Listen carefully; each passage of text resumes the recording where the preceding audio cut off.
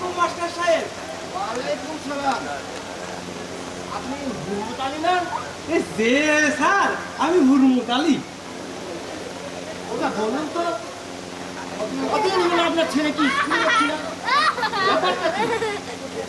ওই স্কুলে আসতেছে না কেন? ও সবুজ আলী, আমার ছেলের কথা বলছেন স্যার? ওর কথা আর বলবেন না স্যার, শয়তানের টিকটিকি, 1 নম্বরে বাজি ছেলে স্যার। ছি, ছি, ছি, ছি, ছি। আপন ছেলের সম্বন্ধে এমন মন্তব্য করে কেউ? এই বলছি কি আর সাধে স্যার? সৃষ্টিরে ভাকা, আমি তো আবার ওই হক কথা বলি, লোকে আমাকে পছন্দ করতে পারে না। আচ্ছা স্যার, আপনাকে কি আমি একটা প্রশ্ন করতে পারি? কি প্রশ্ন করুন? কি আমার মতো গরিব মানুষের ছেলেদের পড়াশোনা শিখে কি হবে স্যার? কি হবে পড়াশোনা শিখে? বলেন কি?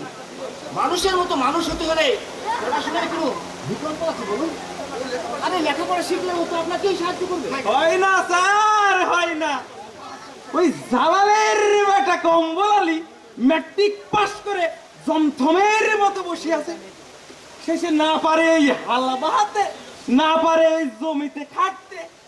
কুড়া স্যার, 1 নম্বরের অর্থ কুড়া।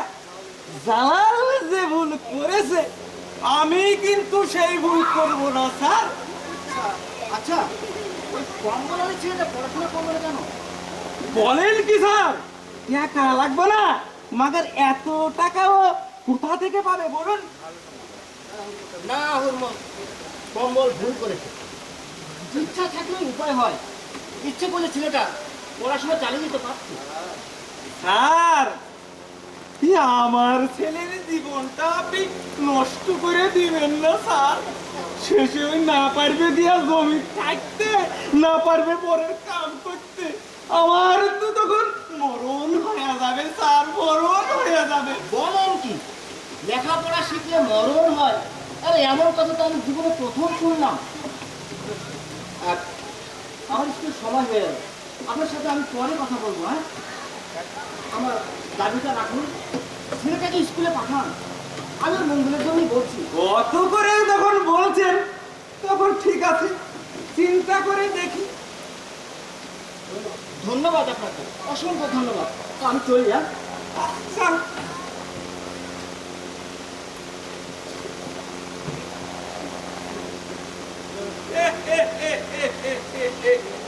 আমি হলাম হুরমত আলী, আপন বুদ্ধিতে চলি, কারো বুদ্ধিতে বিষ পান করতে আমি রাজি না।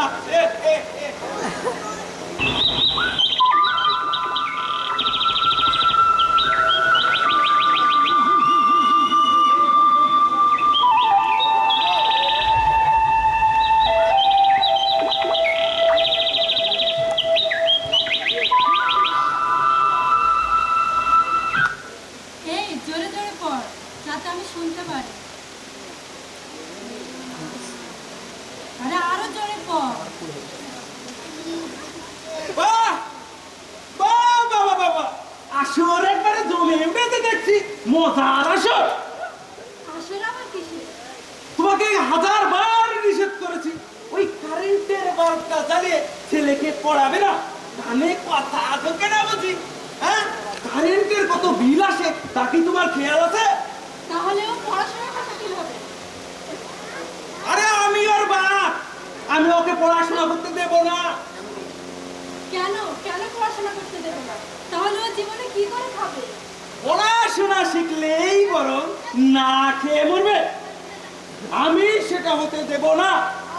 আমি ওর মাস্টারকে সাফ জানিয়ে দিয়েছি, আমার বেটাকে আমি স্কুলে পাঠাবো না, পাঠাবো না, পাঠাবো না। ভালো করেছে, খুব ভালো করেছে। কেউ কারো ছেলের জন্য এত ভালো করে না। চুপ চুপ করো তুমি, যা বোঝো না তা নিয়ে মাথা ঘামাতে দেও না। এ জগতে কয়জন মানুষ আছে যারা আপন সন্তানের অমঙ্গল কামনা করে? কত ছেলে মেয়ে প্রাইভেট করছে, ওর ভাগ্যে দেবে না। ওর উপবৃত্তির সমস্ত টাকা তুমি খেয়ে নিচ্ছ। কয় টাকা পাই ওই উপবৃত্তির? গত মাসের টাকাটা তো কেটেই নিল। ওই গরিব মানুষ বলে তো মাস্টাররা আমাকে দয়া করলো না। কিসের দয়া করে? এতটুকু একটা বাচ্চাকে তুমি দিন রাত খাটিয়ে নিচ্ছ।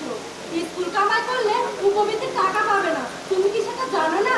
তুমি তুমি একটা মানুষই নও। হ্যাঁ হ্যাঁ হ্যাঁ, আমি অমানুষ, আমি জন্তু, আমি জানোয়ার। আর অমানুষ বলেই ওকে খেটে খাওয়ার জন্য একটা তালিম দিচ্ছি। পড়াশোনা করে কোনো লাভ নাই, কোনো লাভ নাই। তাহলে মানুষ পড়াশোনা করে কেন?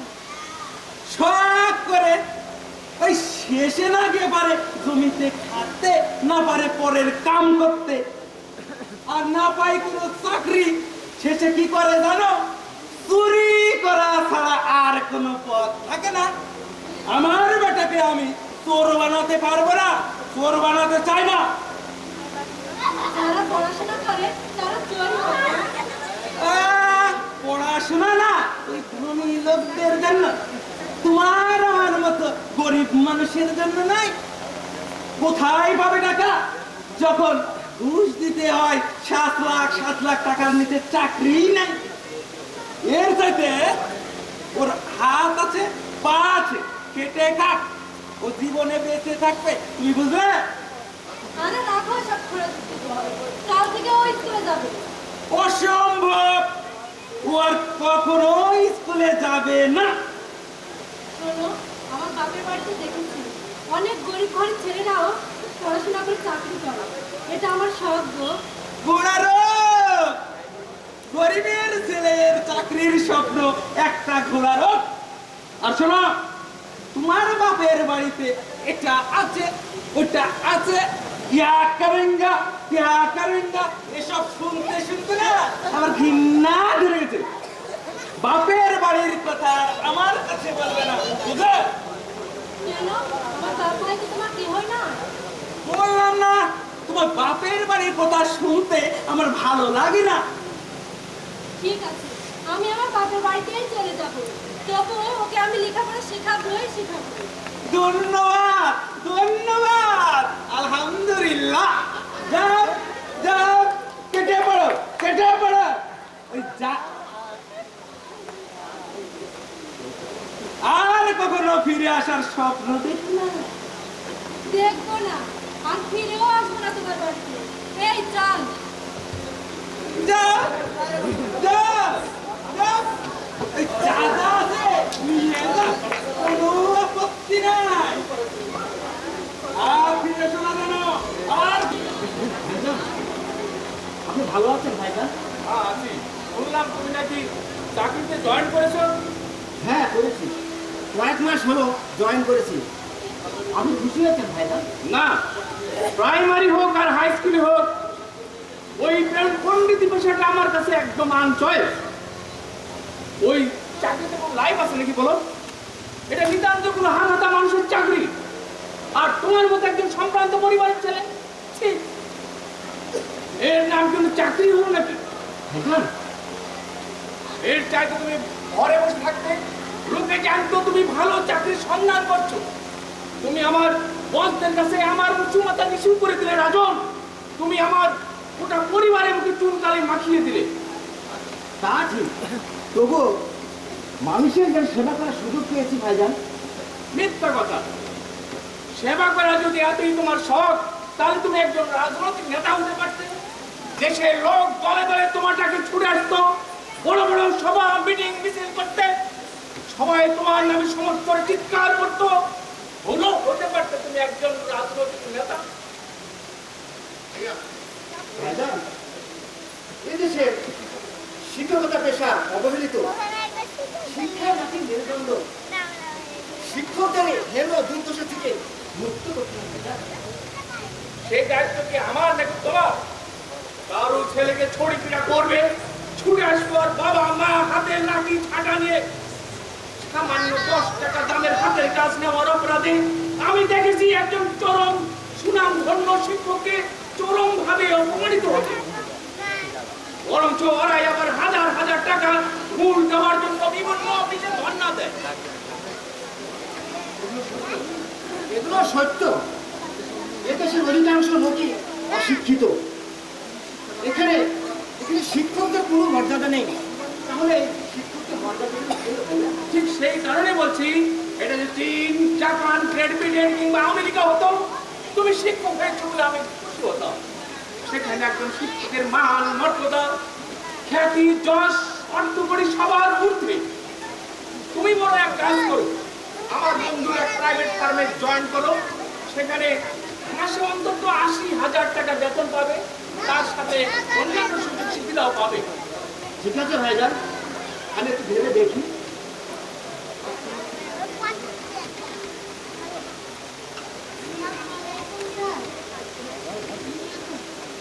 ওয়ালাইকুম সালাম। মা, তা তুমি আমার এখানে কেন?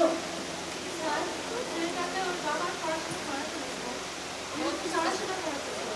মানুষের মতো মানুষ করে গড়ে তুলতে চায়। এ নিয়ে আমাদের দ্বন্দ্ব হবে। আমি আমার বাপের বাড়িতে চলে যাচ্ছি। তবু এখন ও নানা বাড়ি থেকে স্কুল আসবে স্যার। পড়াশোনা নিয়ে সংসারে অঘটন, আশ্চর্য ব্যাপার। পরে যদি আপনি ভাবেন স্যার, ও এখান থেকে স্কুলে আসবে। ওকে একটু ভালোভাবে দেখবেন স্যার। দেখবো তো অবশ্যই। তবে দুঃখ হচ্ছে কি, এই দেশের মানুষের চিন্তা চেতনা দেখে আমি ওর বাবার কথায় সেদিন বুঝেছি ওই স্কুলে পাঠাতে চায় না। সবুজ যখন করতে চায় তখন তাকে পড়াশোনার ব্যবস্থা করতে হবে। সবুজ এখন থাকবে কোথায়? ওর বাবার বাড়িতে নাকি নানা বাড়িতে? আপাতত নানা বাড়িতেই থাকুন। পরে কি হবে জানি না। ওর পড়াশোনা করতে খুবই চান। ওকে ভালোভাবে দেখবেন স্যার।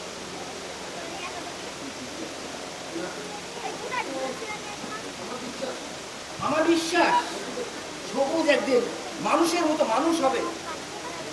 দেখি, আমি ওর বাবাকে আবার বুঝিয়ে দেখি। তোমরা ভিতরে যাও, আমি তোমাদের সাথে পরে কথা বলবো। না স্যার, চলে যাবো। শুধুমাত্র দেখা করতে আসলাম। চলুন স্যার। বাহ বাহ বাহ, মাত্র কয়েকদিনে দেখছি তুমি পেশাগত মান উন্নয়নের শীর্ষে। এই যে দেখছো না, এসব অশিক্ষিত কুশিক্ষিত মানুষগুলোর মরণ সমলে তোমার জীবনটা একদিন জর্জরিত হয়ে যাবে। হ্যাঁ ভাইজান, জীবনে আমি যে পেশায় থাকি না কেন সেটাকে আমি বড় করে দেখবো। আমি আমি কোনটাকে ছোট খাটো করে দেখবো না ভাইজান। বলতে পারেন এটা আমার ক্যারেক্টারিস্টিক। আরে ভাই, আপনার মতলবটা কি? কি মতলব বলেন তো, একটু খোলাসা করে বলেন তো।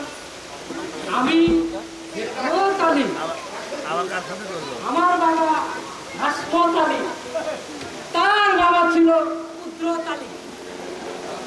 আমার 14 গোষ্ঠী এই ভাটকালি পেশায় নিয়োজিত। আমি এক্ষুনি আপনাকে বিবাহ দিয়া দিব। বিয়া দিবেন মানে? আপনার মনের বাসনা সব ঠিক হইয়া যাইবে। আমার বউ আছে না?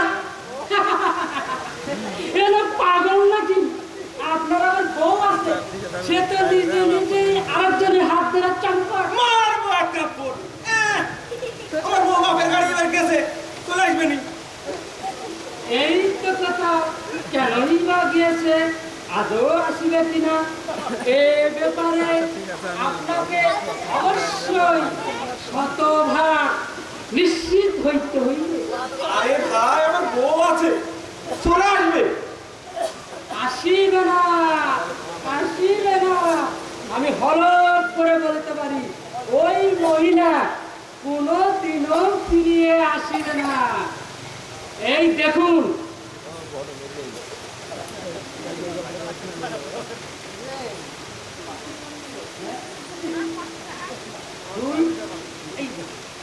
আমার ভান্ডারে মহিলার অভাব নাই, আপনারা দেখুন।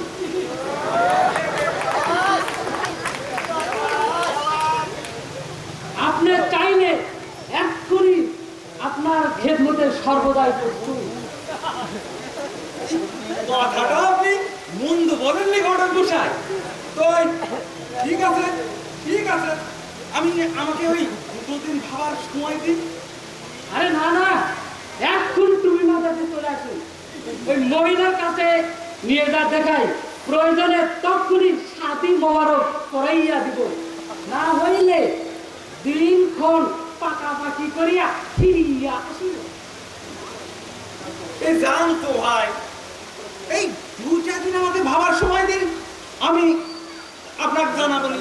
ঠিক আছে, জানাবো। বুঝতে পারছি ওনার মনে অনেক কষ্ট। যাই এ ভাই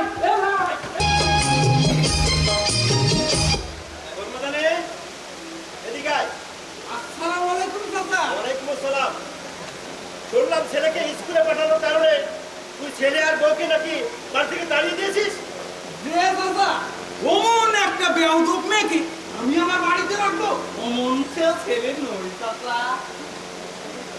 আচ্ছা বর্মতালি, এই বলতে পারিস তোর ব্রেনটা এত জোরালো কেন রে? কেন এত বুদ্ধি সাগর তুই? বুঝলেন না, আমি আবার ওই আলাদা স্টাইলের চিন্তা ভাবনা নিয়ে চলি তো। হ্যাঁ? তুই তুই মনে করিস তুই সত্যি একটা বুদ্ধিমান? অনেক বুদ্ধি আছে তোর। অবশ্যই মনে হয়, মানে সব সময় মনে হয়। না না না না, তোর কোনো বুদ্ধি নাই। তুই একটা মূর্খ, তুই একটা নির্বোধ, তোর পেটে কোনো কালির আচরণ নাই, তুই একটা অন্ধকারের জীব। যে চাচা আপনি আমাকে গাবন্ধ করলেন, মানে আমি একটা ওই নির্বোধ, আমি গাধা। হ্যাঁ হ্যাঁ, তুই একটা গাধা। এই শুনিসনি অশিক্ষিত মানুষকে ঠকিয়ে কেমন করে 1 বিঘা জমির জায়গায় 10 বিঘা জমি লিখিয়ে নেয়? শুনিসনি? শুনিসনি? হ্যাঁ? একটা চিঠি বাড়ি বাড়ি দৌড়াতে হয় শুধু পড়ে নেওয়ার জন্য। আরে শুনিসনি এই অশিক্ষিত মানুষেরা পুরো ভদ্র সমাজে মিশতে পারে না। চাচা আমি এই কথা তো আগে ভাইবা দেখিনি। ওই মনে হয় আমি 1 নম্বরের গাধা। তুই কত নম্বরের গাধা তা আমি জানি না, কিন্তু তোর বউ যে তোর চাইতে বেশি বুঝে এটা সত্যি। অশিক্ষিত মানুষেরা নিজেদের ভালো মন্দ নিজেরাই বুঝে না, তাই তারা হয় দুর্বল চিত্তের মানুষ। শুধু চাকরির জন্য লেখাপড়া নয় রে, লেখাপড়া করতে হবে ভালোভাবে বেঁচে থাকার তাগিদে, সমাজের বুক ফুলিয়ে চলার তাগিদে। চাচা আমি কি তাহলে ভুল করেছি? তোর মনে হয় ছেলের মাই ঠিক ছিল। ওকে চাচা, ওকে যেভাবে আমি কুকুরের মতো সেই করে তাড়িয়ে দিয়েছি, মনে হয় ও আর ফিরে আসবে না চাচা।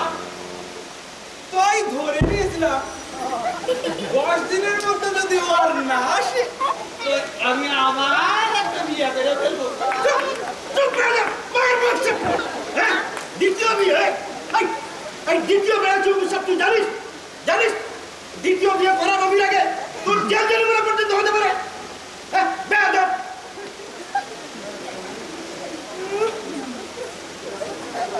চাচা আমি এত খুলে ভাইবা দেখলাম আমি আসলে একটা ছাগল। যা, এক্ষুনি যা, তোর বউকে আর ছেলেকে বাড়িতে নিয়ে হয়। যা। চাচা কুকুরের মা যদি না আসে? যদি না আসে আমি নিজেই যাবো তাকে নিয়ে আসতে। যা। চাচা আমার প্রতি আপনার এত দরদ? দরদ তোর জন্য নয় রে, দরদ তোর জন্য নয়। আমার দরদ হয় তোর ওই অবধ ছেলেটা আর ওই নিষ্পাপ বউটার জন্য। আমি আজই যাবো, আমার ভালো লাগছে না। ওদের জন্য আমার মায়া, ওদের জন্য আমার মায়া। যা, যা বুঝে সুঝে নিয়ে যা। সবুজের মা আমি নিয়ে যা।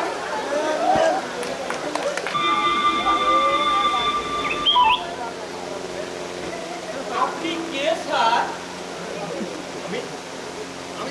আমি কত চাবি? আপনি নিশ্চয় চাকরি করেন। হ্যাঁ, করি। দেশটা দিন দিন কেমন জানি হয়ে যাচ্ছে স্যার। পরিবর্তন হচ্ছে সবার, শুধু আমাদেরই হলো না স্যার। এই এই হলো না মানে? এই হলো না বলে আপনি কি বোঝাতে চাইছেন? স্যার বেতন পান হাজার হাজার টাকা, ঘুষ পান হাজার হাজার টাকা। দেশের যদি সব আপনারা নিয়ে নেবেন তাহলে আমরা কি খাবো স্যার? আরে আরে ঘুষ খায় মানে? আপনি কি বলতে চাইছেন? আমি ঘুষ খাই? আর দেশটা স্বাধীন হলো পাকিস্তানিদের অন্যায় অত্যাচার আর শোষণ থেকে বাঁচার জন্য। আজ এদেশের মানুষ যদি এদেশের মানুষকে একইভাবে শোষণ করে তাহলে তাহলে এটা তো আমাদের জন্য খুব দুঃখজনক স্যার। বুঝতে পারছি না আপনি এই কথাগুলো বলে আসলে আপনি কি বোঝাতে চাইছেন? আগে মুঘলেরা 1 মণ ধান দিয়ে 1.5 মণ ধান দিত, আর এখন ওই এনজিও নামের প্রতিষ্ঠানগুলো 30% সুদ নিয়ে টাকা দেয়, আর সুদে আসলে সেগুলো দ্বিগুণ করে আদায় করে। তাহলে তাহলে দেশটা স্বাধীন হয়ে আমাদের কেনাও হলো স্যার। আরে আরে আরে আপনি কে বলুন তো? আপনাকে তো আমি চিনে উঠতে পারলাম না। আচ্ছা স্যার, মেয়েদেরকে লক্ষ লক্ষ টাকা দিয়ে বিক্রি করতে হয়, তাহলে হাট বাজারে একদিকে মেয়ে মানুষ একদিকে পুরুষ মানুষ রেখে বেচা কিনা করলে ক্ষতিটা কি হয় স্যার? তাহলে ওই মেয়ের বাবারা ঘটকের টাকাটা থেকে রেহাই পেত। আরে আপনি অনেকক্ষণ ধরে অনেক কথা বলে যাচ্ছেন, কিন্তু আপনি কে? আপনার পরিচয় কি? আপনি কে? আরে ভাই, মুখ দেখলেই মানুষ কিনা যায়। আমি জয়া পাগল।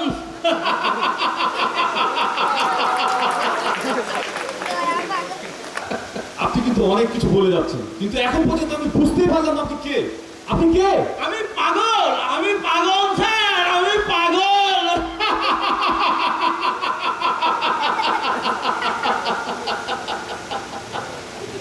এটা শুনুন, এটা শুনুন। আমি শুধু সামনের দিকে চলি, স্যার, আমি পাগল।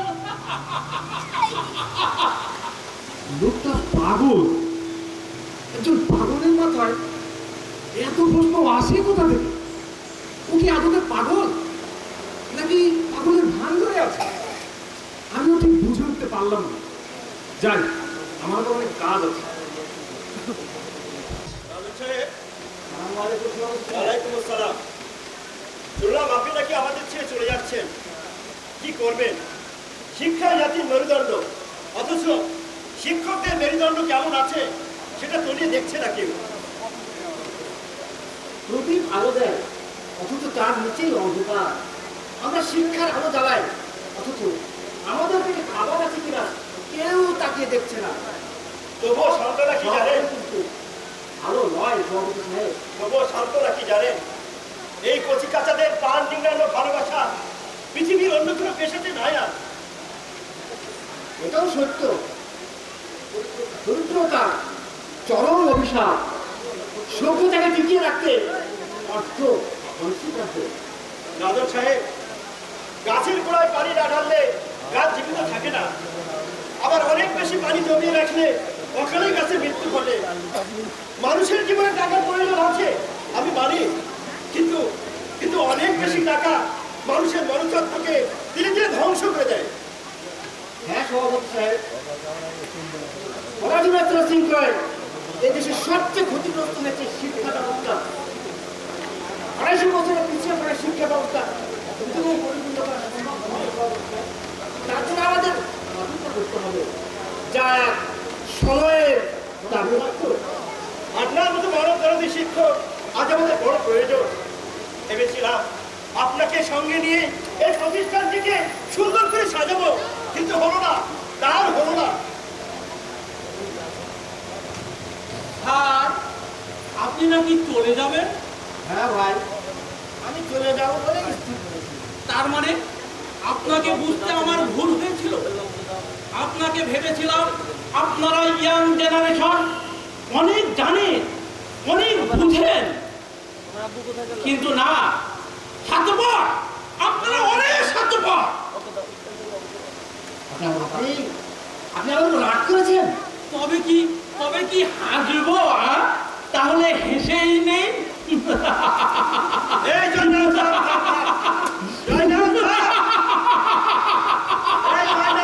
পাগলামি শুরু করলি না তুই?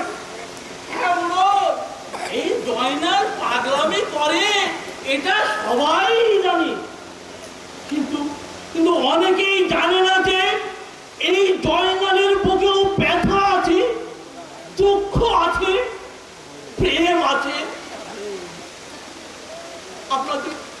আপনাদের কি এই দেশটার জন্য এতটুকু মায়া মমতা হয় না স্যার? এই বাবা, তুই কি বোঝাতে চাইছিস? একটু খুলে বল না রে। ইংরেজরা চেয়েছিল এদেশের মানুষকে সারা জীবন ওদের দাস বানিয়ে রাখছে, তাই তাই ওরা এদেশের শিক্ষা ব্যবস্থাকে একেবারে পঙ্গু করে রেখেছিল। পাকিস্তানিরা এদেশের মানুষকে মূর্খ বানিয়ে রাখবে বলে এই পূর্ব পাকিস্তানে তেমন কোনো স্কুল কলেজ তৈরি করেনি। তবু এই দেশের কিছু দেশপ্রেমিক শিক্ষক না খেয়ে উপোস করে সহস্র অবহেলা সহ্য করে শিক্ষা নামের জ্ঞানের প্রদীপটা মিট করে চালিয়ে রেখেছিল। আপনারা সেটাকেও নিভে দিতে চান? আমি আপনার কাছে বুঝতে পারলাম। আমি জানি রে, লোকেরা তোকে পাগল বলে, আসলে তুই পাগল নস, তুই একটা জ্ঞানী মানুষ। আমি তা মনে করে বিশ্বাস করি। শুনুন মুরল সাহেব, ছিয়াত্তরের মনন্তরে ওই বড়লাট আমাদেরকে উপহাস করে বলেছিল ওরা ইংরেজ বিরোধী। ওদের এমনই ভয়াবহ দুর্দশা আমি প্রত্যাশা করেছিলাম। বলুন শিক্ষক, আজও কি এই দেশটা ওই বড়লাটরা শাসন করছে? এটা কি এখন স্বাধীন সার্বভৌম রাষ্ট্র নয়? জয়নাল, তোর কথাগুলোর মধ্যে অনুতাপ লুকিয়ে আছে, অভিযোগ আছে, কিন্তু কার বিরুদ্ধে অভিযোগ এটা কিন্তু স্পষ্ট নয়। অভিযোগ?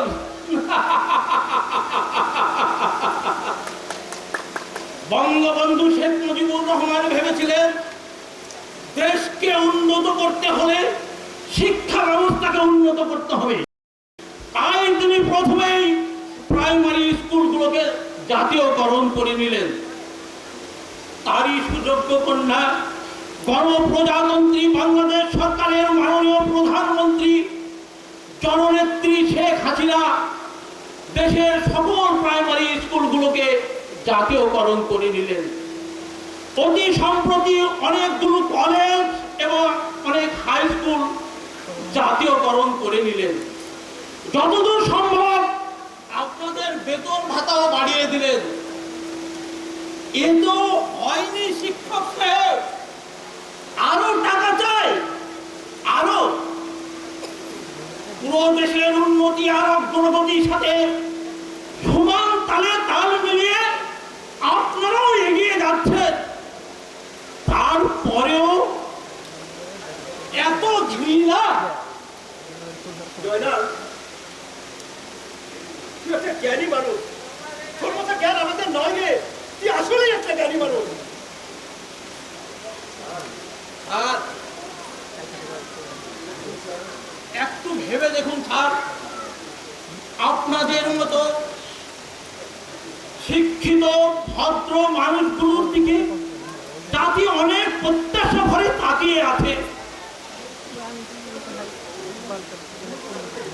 অন্য কোনো চাকরিতে গেলে অবৈধভাবে অনেক পয়সা আপনি কামাতে পারবেন, কিন্তু স্যার ওগুলো অভিশাপ। জীবনকে নির্মল করুন, স্বচ্ছ রাখুন স্যার। নিজের অর্জিত জ্ঞান মানুষের মাঝে বিলিয়ে দিন। এর মাঝে আনন্দ আছে, সুখ আছে, শান্তি আছে স্যার।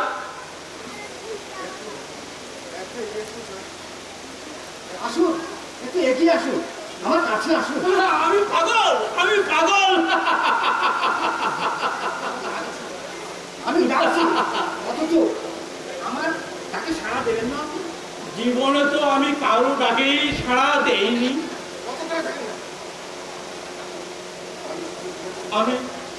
আমি শুধু সামনের দিকে চলি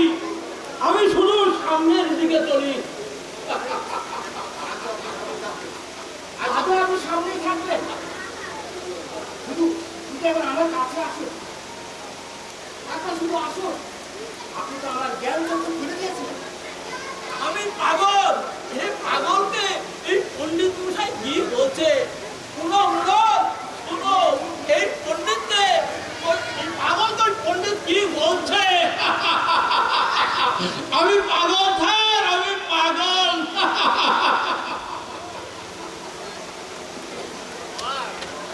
সভাপতি সাহেব, আমি কথা দিলাম এই স্কুলটাকে আমরা দুজন মিলে উন্নত মডেল হিসেবে সাজিয়ে তুলব। ধন্যবাদ। আমি আর অন্য কোনো চাকরিতে যাবো না সভাপতি সাহেব। ধন্যবাদ ধন্যবাদ, আপনাকে অসংখ্য ধন্যবাদ, অসংখ্য ধন্যবাদ। চলুন।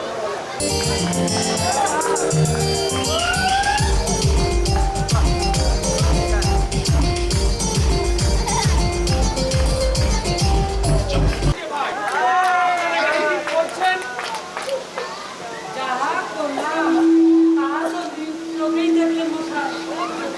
আরে ভাই, ওইভাবে আপনারা নাচ গান করলেন কেন? অ্যাডভার্টাইজমেন্ট, বিবাহের জন্য ঘটকের অ্যাডভার্টাইজমেন্ট। বলেন কি মশাই? এমন কথা তো জীবনে কখনো শুনে নাই। বর্তমানে শুনি নাই, দেখি নাই, ভাবি নাই, এ কথাগুলো একেবারে অচল। কখনো কি ভাবিয়াছেন গ্রামে গঞ্জে পাকা রাস্তা হবে, হরহর হরহর করে হাঁটিয়ে আসিবেন? কখনো কি ভাবিয়াছেন সারা দেশে ঘরে ঘরে বিদ্যুতের আলো ফোকাস ফোকাস করে জ্বলবে? কখনো কি ভাবিয়েছিলেন ঘরে বসে ইন্টারনেটের মাধ্যমে সারা বিশ্বকে দেখবেন? দূর ভাই, ওগুলোর সাথে আপনার কি সম্পর্ক? ও, দেশের সব কিছুর উন্নতি হইতেছে আর ঘটকের উন্নতি হলে আপনার আপত্তি? হ্যাঁ, বললাম কি, আপনি কি বুঝাইতে চাইছেন ঠিক বুঝতে পারছি না। বুঝতে পারতেছেন না? না, আমি পাগল না ছাগল সেটাও বুঝতে পারছি না। এই দেখুন, আগে জমি চাষ হইতো গরুর নাঙ্গলে, এখন চাষ হইতেছে কলের নাঙ্গলে। আগে চাকর বাকরা না খেয়ে থাকতো, আর এখন কাজের লোক জুটে না গৃহস্থের ভাগ্যে।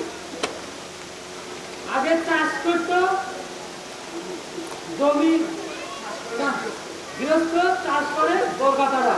ধরুন এই মেয়েটি, আমি একজন কলকাতার, একে ভালো বিবাহ দেওয়াই আমার কর্তব্য।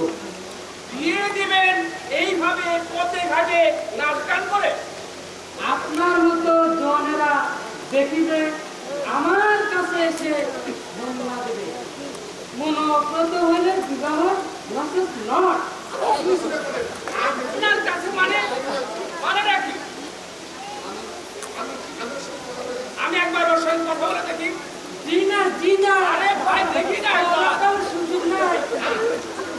পারলে আমার সাথে কথা বলুন, নসেস নট। আপনার সাথে মানে? মানেটা খুব সহজ। আপনি লাইনে দাঁড়াবেন, মেয়েদেরকে হাজার রকম প্রশ্ন করিয়েছেন, হাঁটিয়েছেন, কতই না ঢং করিয়েছেন। এখন হবে তার উল্টো। আপনাকে ডাকা হইবে, ইন্টারভিউ নেওয়া হইবে, ভাইবা পাস করিলেই বিবাহ নসেস নট। আপনার সিরিয়াল নাম্বারটা লিখে নিন। আপনার সিরিয়াল নাম্বার 65, অর্থাৎ দ্যাট ইজ 65। 65 আমার সিরিয়াল নাম্বার, এর মানেটা কি? মানেটা খুব সহজ। আপনি লাইনে এসে দাঁড়াবেন, 64 পরে আপনাকে ফায়দা না হইবে। একদম পাগল সাগরে পাল্লায় পড়লাম রে ভাই। আপনি মানুষকে তিরস্কার করেন, এই কারণে আপনাকে 65 নাম্বার থেকে 72 নম্বরে ডিমোশন করা হবে। আরে ভাই, ও মেয়েটা কেনা না ঘোড়া না বোকা না বোবা, আমি একটু দেখবো না? আপনার মতো চেহারা প্রমাণ করেছে আপনার বয়স কমপক্ষে 52 বছর।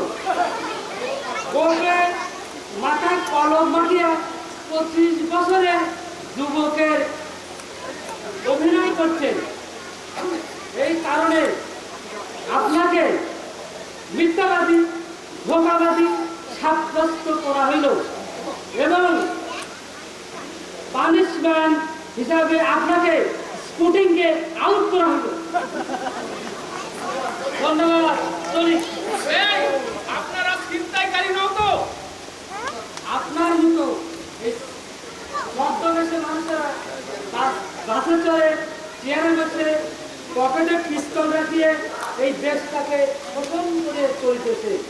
আমাদের মতো এই ছেলেদের জায়গা কোথা ভাইয়া? এই, চল। আমাদের সময় আমরা লেখাপড়া করেছি গাছের তলায় বসে। দেশের একটা ভাঙা চেয়ার নিয়ে বসতেন, অন্যরা বেঞ্চে। মাটির ঘর ছিল একটি মাত্র। অথচ আজকাল আপনাদের আসবাবপত্র চেয়ার টেবিল দেখে মনটা বড় ভরে যায়। সারা দেশে মাটির ঘর খুঁজলেও একটা পাবেন না সভাপতি সাহেব। বছরের 1 তারিখে প্রত্যেকটা শিশুর হাতে নতুন বই তুলে দিচ্ছে সরকার, যা পড়াশোনার জন্য খুবই সহায়ক। আপনাদের অনেক সময় ট্রেনিং করতেও দেখি, এগুলো আগে ছিল না। শিক্ষকরা অনেক মাধ্যম করতো শিশুদের, ওরা ভালো স্কুলে পর্যন্ত যেত না। এখন আর সে বই নেই সভাপতি সাহেব।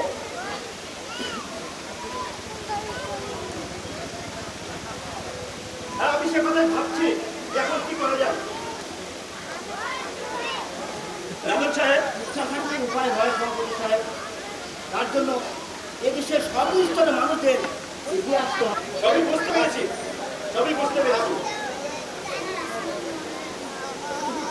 ওয়ালাইকুম সালাম।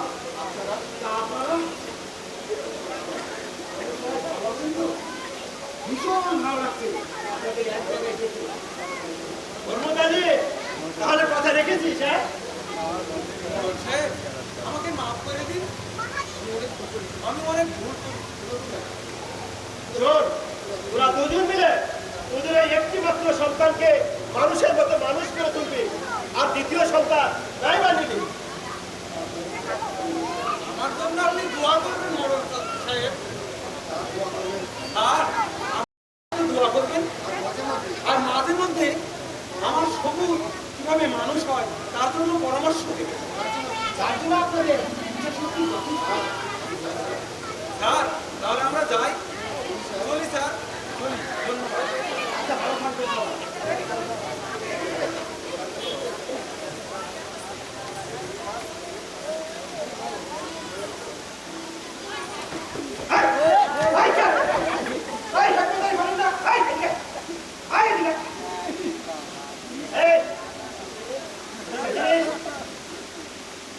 দিদি মোড়ল সাহেব, জিনিস বিয়ে দিবি না?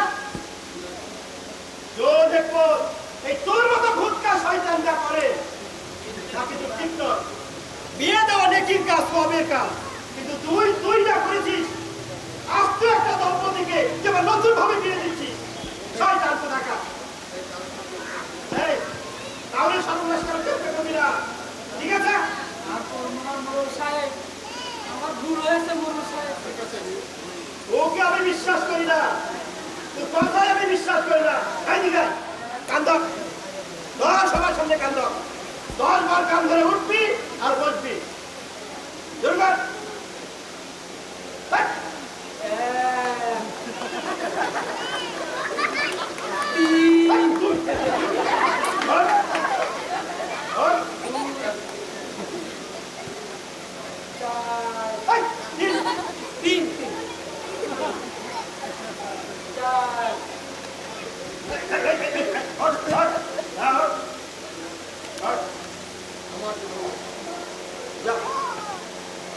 আমার ধারণা এদেশের প্রতিটি শিশু যদি সুনাগরিক হিসেবে গড়ে ওঠে, তাহলে এই দেশকে সোনার দেশ হিসেবে গড়ে তুলতে আর কোনো বাধা থাকবে না।